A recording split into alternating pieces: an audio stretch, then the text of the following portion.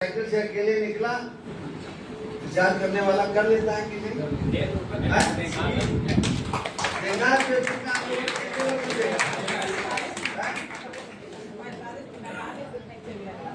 बोलो, बताओ अपना तजुर्बा। मैं अपनी बात खत्म करता हूँ, यही बोलेंगे।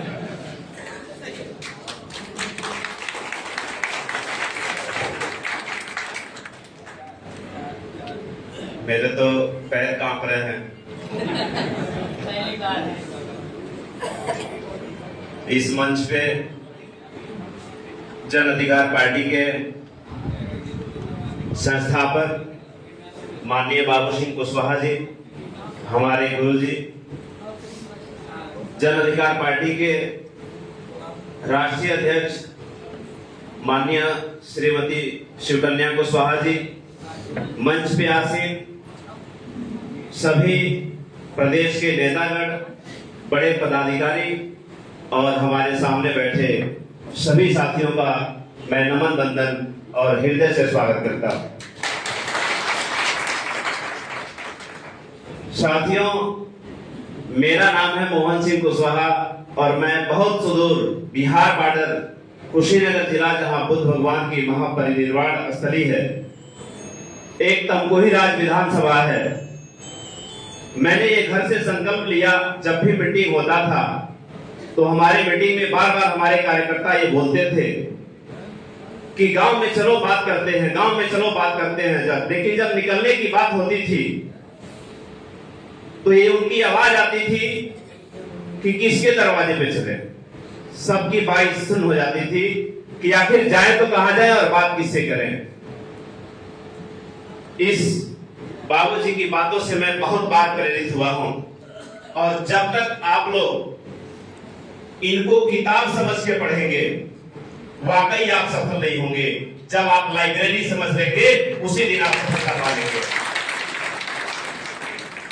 इनके साथ मैं बहुत बार यात्रा में गया हूं और एक ही शब्द इनके बीच जाके कहता था, बाबूजी मैं कुशीनगर से हूं और मैं सीखने के लिए आपके पास चल रहा हूं।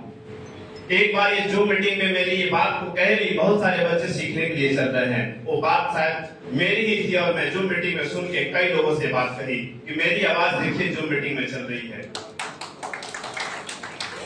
बड़ा अच्छा लगा। इनकी एक बात मुझे प्रेरित कर दिया। कई सारे कार्यकर्ता शायद इनसे सवाल किए थे कि बाबूजी अब वो समय नहीं रहा कि साइकिल पर हम झंडा लेके निकल जाएं, मोटरसाइकिल पे निकल जाएं। हमें आज का युग फॉर्च्यूनर और BMW की आ गई है। साथियों, ये बात मुझे झकझोर दिया। इसी मन से बाबूजी ने ये बात कही कि जब आजादी हुआ इस देश का तो आपके बाप और दादा के पास जो जमीनें थी, अगर वो जमीनें आज भी बढ़ गई है, जितनी थी उसमें से कम नहीं हुआ है, बढ़ा है, तो आप फॉर्च्यूनर से चलने के लायक हैं। लेकिन अगर घट गया है तो साइकिल से भी चलने के काबिल आप नहीं हैं। मैं भी गया कर, मैं एक जूनियर हाई स्कूल का विद्यालय का एक प्रबंधक हूं और मेरे मन में ये बात झकझोर दिया। मैं जब पुरानी पीढ़ी का इतिहास अपने घर का डाटा देखा तो मुझे पता चला कि मैं मोटरसाइकिल से चलता हूं, मैं तो साइकिल के भी चलने के काबिल नहीं हूं। बाबूजी के बात से मैं प्रेरित हुआ और मन में घर में बैठ के संकल्प लिया कि बार बार मैं मीटिंग में जा रहा हूं, ये आवाज आ रही है कि किसके दरवाजे पे जाके बैठूं। और बाबूजी ने मुझे लखनऊ में बुला के बात समझाई है, तो क्यों नहीं इस संकल्प को मैं पूरा करूं कि हर दरवाजे से मुझे बैठने का, हर गांव से, हर टोले से मुझे बैठने वाले लोग मिल जाए। और मैंने एक कदम उठा लिया। घर में बैठे सोचा कि एक साइकिल पे मैं झंडे को मॉडिफाई करूंगा और पूर्ण रूप से जन अधिकार के रंग में घर में साइकिल को पेंट कर रहा था। मेरे मम्मी और पापा बार बार ये सवाल कर रहे थे, साइकिल को भी आपने छुआ नहीं। 16 वर्ष के बाद मैं साइकिल को टच कर दिया पुनः। मैं पेंट कर रहा था और लोग पूछ रहे थे ये क्या कर रहे हैं। मैं बोल रहा था कि साइकिल को एक कलर में करना चाह रहा हूं। कुछ दिन के बाद जब मिस्त्री को बुलाया, वो कह रहा है ये क्या कर रहे हैं, तो मैंने कहा इसमें बर्फ बेचना है, इसलिए इसको मॉडिफाई करवा रहा हूं।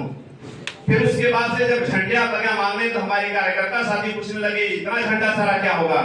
मैंने कहा जिस दिन निकलूंगा उस दिन आपको बुलाऊंगा और साइकिल भी दिखाऊंगा। और जब साइकिल पूर्ण रूप से सज गई जिस दिन मैं अपने स्कूल के बच्चों को कहा तो बच्चे लगे हंस रहे कि सर जी ये क्या करने जा रहे हैं। मैं अपने साइकिल को कभी दरवाजे से दूर नहीं लेके गया हूँ इस 16 बस के समय में। बच्चे बहुत हंसे, कह रहे थे क्या करने जा रहे हैं। मैंने कहा अभी तुम नहीं समझ पाओगे, तुम्हारी लड़ाई लड़ने के लिए मैं निकल रहा हूँ और तुम आज जितना हंसना है हंस लो, लेकिन जब इतिहास रचूंगा तो तुम मुझे याद करोगे जब बड़ा होगे तब। एक दिन प्रोग्राम रखा और सारे जिले के लोग आए हमारे साथ। बहुत सारे साथी हमारे कुशीनगर से मेरी मदद किए और मैं जब निकला घर से 45 दिन का संकल्प लेके एक डाटा तैयार किया कि कितने दिनों में मैं घूम सकता हूं।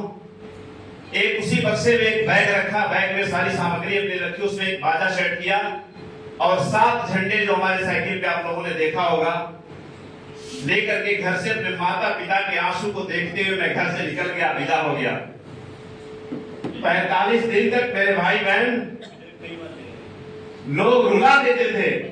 आप एक स्टिकर लगा के चलते हैं कितने सारे सवाल आते हैं।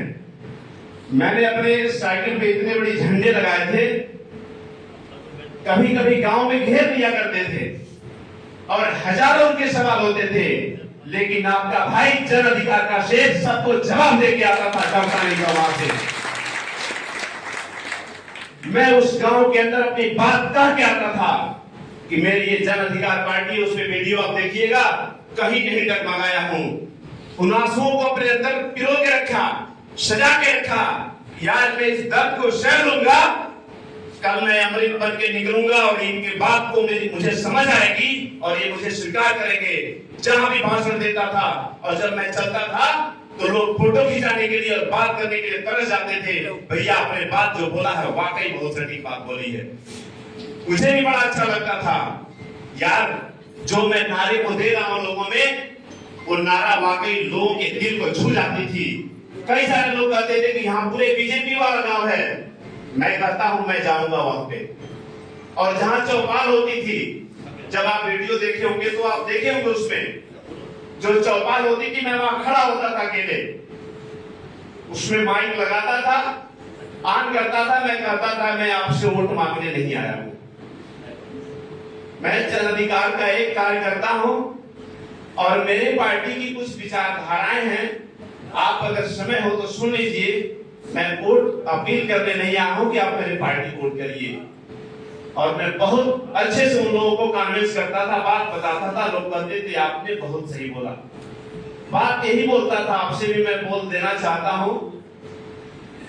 कहता था कि जो लोग आपके बीच नेता लोग आ रहे हैं, चाहे वह बीजेपी के ही हो, आप उनको वोट करिए, हमें कोई ऐतराज नहीं है। हम नहीं कह रहे कि आप जन अधिकार वोट कर दीजिए, लेकिन उन नेताओं के बच्चे से, उन नेताओं से पूछिए कि जो आपके बच्चे किताब पढ़ रहे हैं, आप लोग बड़े समझदार व्यक्ति हैं। हमारे यहाँ यूपी बोर्ड चलती है और एक सीबीएसई बोर्ड चलती है। जब बच्चा नीट और यूपीएससी जैसे परीक्षाओं में जाता है परीक्षा देने के लिए, तो पता चलता है कि 6 से 12 तक का फिर सीबीएसई उसको पढ़ना होता है। तो नेताजी लोगों के बच्चे उन बड़े शहरों में सीबीएसई विद्यालयों में पढ़ करके और उनके बच्चे यूपीएससी और नीट जैसी परीक्षाओं को निकाल लेते हैं, और हमारे बच्चे भी जाते हैं साथ में। जब यूपी बोर्ड पढ़ के जाता है, फेल हो जाता है, घर आता है, और हम लोग अपने बच्चे को गालियां देते हैं कि इसको पढ़ने का ढंग हुनर नहीं था, और उसका बच्चा सिलेक्शन कर जाता है, आगे निकल जाता है, हमारा बच्चा फेल होकर घर चला आता है। आखिर ये व्यवस्था क्यों है? उस नेता से सवाल करिए कि नेताजी, आपके बच्चे जो किताब पढ़ रहे हैं वही किताब हमारे भी बच्चों को दिला दीजिए। हमारा बच्चा गांव के पेड़ की छांव में, उस छोटे से गांव में, उस पल्ली के अंदर पढ़ेगा, लेकिन नेताजी जो आपके बच्चे किताब पढ़ रहे हैं वही किताब हमारे बच्चों को दिला दीजिए। लोगों को ये बात इतनी पसंद आती थी, इतना मुझे समर्थन करते थे कि मैं आपसे क्या बताऊं। बाबूजी की बनाई हुई ये जन अधिकार पार्टी, हम सबों की जन अधिकार पार्टी, उस जो तिरंगे के साथ जो झंडा चल रहा था, किसी में हिम्मत नहीं आ रही थी कि एक शब्द सवाल भी करते जब मैं ये बात करता था तो इतना मुझे समर्थन मिल रहा था।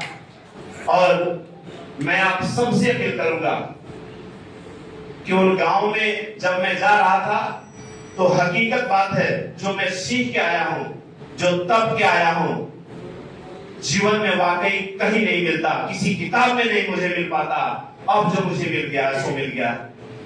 800 उन व्यक्तियों का नंबर लेके आया हूं जो मुझे समर्थन करने के तैयार थे, और मैं चाह भी रहा था कि बाबूजी से भी ऑफिस में जाके मिलूंगा कि बाबूजी मुझे इस तरह लोग मिले हुए हैं, और मैं चाह रहा हूं कि उन लोगों के साथ मिलके आपका एक प्रोग्राम लो, और बहुत सारे लोग आपसे उम्मीद लगाए हुए हैं कि एक बार तमकुही में आप आइए, क्योंकि आपका एक प्रोग्राम वहां पर फेल हो चुका था।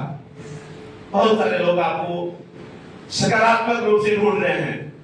मैं जाता था, मेरे पास पैसा मेरा नहीं लगा है मेरे भाई, सबको ये जानिए, घर से निकलिए 1 रुपया खर्चा नहीं लगेगा। बाबूजी ने अभी पैसे पर तमाम बातें आप लोगों से कही है। मैंने उस पैसे को वाकई सकारात्मक रूप से लगाया है। मेरे साथ एक बाइक रहती थी, जो लड़का रहता था, जो कुछ लोग पैसा किस रूप में देते थे। मैं किसी के घर 45 दिन में घर नहीं आया। होली उधर ही बीता, मेरा ईद उधर बीता, रामनवमी उधर बीता। मैं अपने माता पिता से 45वें दिन घर पे आके मिला था।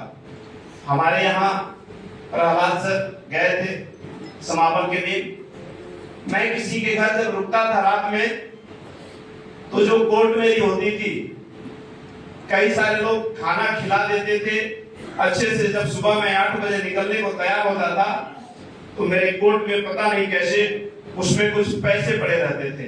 जब मैं पहन के निकलता था, रास्ते में देखता था हाथ ला के पैकेट में, तो उसमें पैसे पड़े हुए हैं।